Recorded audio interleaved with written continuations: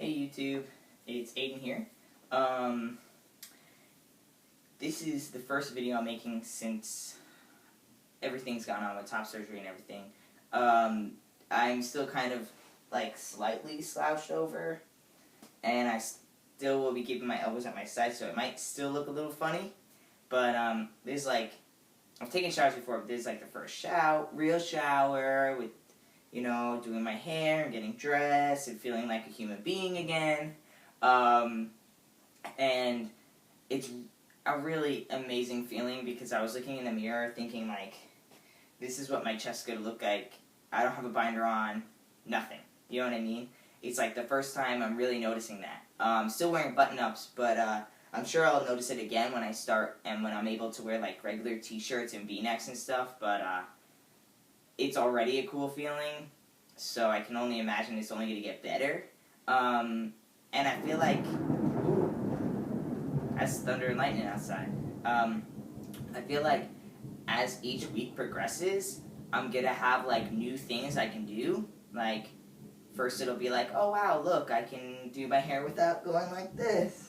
And wow, I can reach this cup, or, you know what I mean?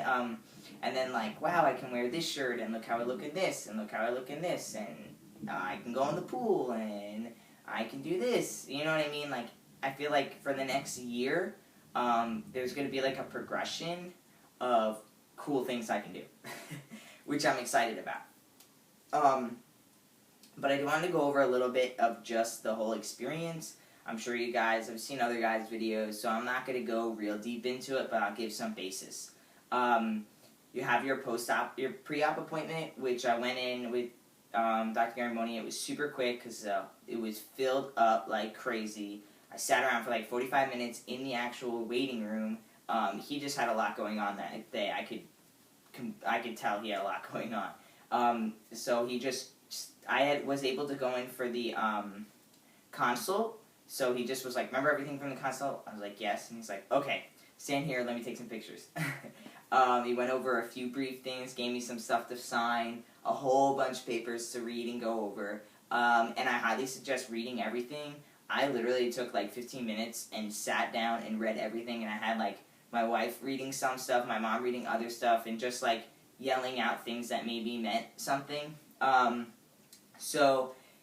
Yeah, the pre-op was real quick, and then the actual day of surgery, just like every other surgery I'm sure of, I've heard people getting theirs pushed up and theirs getting pushed back. So mine was at 1, but then it got pushed up to 12, but then I'm actually going to like 1:30. So there was a lot of waiting, but they put me back there, and I was really nervous, and I actually got complimented from one of the nurses that it looked really good. And it's funny because I'm so far in transition, and I thought that she was referring to like me not being nervous because I was so nervous, but she's like, you look really good. I'm like, oh, I'm so nervous. She's like, no, I mean like, you look good. I would have never been able to tell. And I was like, oh, okay, that's what she means. It's funny because in the beginning of transition, I probably would have automatically knew what she was talking about, but as I'm just passing all day, every day, in all types of situations, when somebody says you look really good, I'm like, oh, maybe they're talking about my shirt or my hair or my pants, or, you know what I mean? I'm not thinking, like, you know, transition-wise. So that was kind of cool. But I was super nervous. They tell you that you won't remember everything. Like, I did remember going into the ER, them lifting me onto the table and putting my arms out and stuff. I did remember that, but after, when they were asking me to move around my arms on the operating table, that's when I forgot everything. The last thing I remember is the guy, I must have been moving my left hand, because you have to, I can't do it now, but you have to lay out like this, and I must have kept moving this hand in because I was falling asleep, and the last thing I remember the guy saying was like, we'll have to strap him down, like, pretty much have to strap my arm like this because I keep moving it. That's the last thing I remember, and then I was out. And then I woke up in the room, was in a lot of pain. Don't even attempt to talk. I tried to like say something to the nurse, and your throat hurts so bad. I hate to say it because I didn't want to think about it, but they put like a tube in your throat to help you breathe, you know, because you're knocked out. And I guess the tube just makes your throat dry, and it hurt for another day. Like, the next day I was still in pain. I had some throat lozenges, which helped. But, so, you know, I was in a lot of pain. She gave me a shot in the arm, which was good, but then I felt the shot like 2 days later because they just kind of jammed in you. There's nothing soft about it. It's like getting any other shot in the arm where it kind of hurts a little bit. But, so she gave me that, and then everyone came in, and then Jackson, which was one of the guys I was meeting up with and stuff. You guys, like, if you're on my Facebook, you see pictures. He was across the way. I saw him wake up, which is pretty funny. I was kind of out of it, but I remember seeing him. And then I went to the bathroom and came back, obviously with help and super slow. And I got really, really nauseous, and I thought I was going to throw up. And then I sat there for a few minutes, and then I was like, I just want to go home. Just get me in the car. So I got in the car, slept the whole way home, which was like a couple-hour drive. And then, yeah, I mean, it was my wife's birthday, and I was just in and out the whole night. I was in the bed. Someone would walk in, and I would wake up, and they would leave, and I would fall asleep. And then someone would walk in and wake up, leave, and then I would fall asleep. And then, you know, as you guys saw the other videos, I was pretty damn uncomfortable for the first 3 days. By the 4th and 5th day, I was feeling much better. And then I went back to him and got the wraps undone, which was awesome. I felt like a new man when he took those freaking wraps off. Again, you guys can see pictures on my Facebook. I'll put the link below, or the name below. And, yeah, and then I was just, I mean, I'm only 8 days. I mean, it's only Saturday, which was 7, 8, I'm actually 9 days post-op, so it's still really early, and I'm still trying not to do a lot of things. Like, I'm really just helping every which way. Like, I don't even pour myself, like, we get the gallon of water, I don't even, like, pour myself the gallon of water, and I don't even hold those, like, big water jugs that you can drink from. I don't even hold them. I fill them up, like, halfway, because it's just not worth it. And, you know, like, when you drink something, you have to go like this, like, you know what I mean? Because you can't just lift it up, because then you have to move your arm. If I do have to move, like, put a deodorant on, I try not to lift my arm that high, and I let my wife, like, put the deodorant on. It's a lot better because you're not restrained, but you're still restrained, and you have to remember, because you don't have anything holding you in. Like, with the binder on, like, with the post-surgery binder, you're so tight you couldn't move your arms if you wanted to, but now it's like I have to remember, like, I just try to hold my hands a lot, and like, I'm still, like, hunched over, because I'm not, I mean, I could probably stand up straight, but I try not to.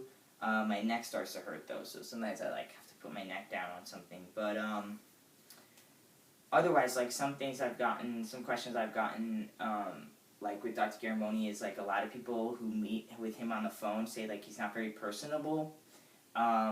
He's, like, super nice and very good bedside manners, but he's not personable. And I think what that is even, like, with me, I'm like, at work. If anybody of you guys came to work with me, you'd see, like, I know when to have fun and I know when to work. And I can cut it off in a second. It's real quick for me. Like, I can be laughing with you and then be like, back to work. You know what I mean? And I think that's how he is. So if you give him an opportunity to kind of loosen up and maybe just ask how his day is going, you know, oh, how you doing? You know, it's crazy in here, and he'll say something, you know what I mean? He kind of opens up, but then you have to remember, like, he's going to snap right back into what you guys are there to do. And I could tell, you know, I do cake tastings, and you say the same things every time. And I've only been doing it for almost 2 years. So he's been doing this for more, like 6 years, 5 or 6 years. So you can imagine that he's been saying the same thing to tons of people. He does 10 surgeries a week.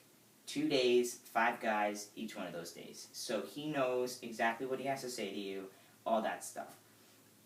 The pre-op appointment, not that you don't have to pay attention, but it's not nearly as critical as the post. My wife recorded it on here. I'll try to make a video of, like, you know, everyone does their little reveal video. We recorded it, and I'm happy we did, because you're so pumped up to look at your chest, he says everything so quick, and then he asks you if you have any questions, and you're just like you're at a loss. So if you have a list, I would definitely bring it. I had made a list, but the problem is I brought it to the consult, and then I brought it to the pre, and then I was so pumped up to see my chest and get the freaking binder off that I forgot it at the post. So definitely make sure you just bring it, leave it in your car or whatever. And yeah, I mean, that was the experience. It was really good. I mean, as far as everybody's bedside manners and everything was awesome. I struggled the first 3 days. I was in a lot of pain. Not pain as in, like, scar pain. Pain as in, like, my back hurt from the binder. I have bruises. Like, I should have took a picture, but I had bruises all along my back as to where the binder was, like, near my armpits on each side. They're, like, still bruised to this day. And, like, pretty intense bruises, too. You know, that's why I was in so much pain, because that binder was killing me, and I could hardly breathe. I literally, every hour to 2 hours, I did an exercise, and I would breathe in 3 deep breaths and out deeply. I mean, you really have to make sure you do that, because if you're as tight as I was, you could get pneumonia. And not trying to scare anyone, I never even heard of anyone getting it, but it's a possibility. So, I don't know how far I've gone in this video, but I don't want to make them too long to kind of drag it out for you guys, so I'll probably make another video, maybe tomorrow or something, about some other experience I had, but I don't want to drag them out, because I've watched, you know, post-op videos, and, like, when I get to, like, the 8th minute, I'm like, okay, this is enough, and I have no idea how long I've been talking, so I'll end it now. I'm probably, maybe even today, I'll try to make that other video with, like, Dr. Moni and, like, the revealing, and I took, like, some random videos before to try to make, like, a cool little video. I'll try to work on that today. I have to download a program though. But yeah, so it went really well. Again, if you guys want to see my post-op and the pictures and everything, I'll put the Facebook below. I pretty much accept everyone unless, like, you look scary, which has never really happened. But yeah, so as long as you're, like, a nice, normal person, then I'll accept you. Alright guys, peace out.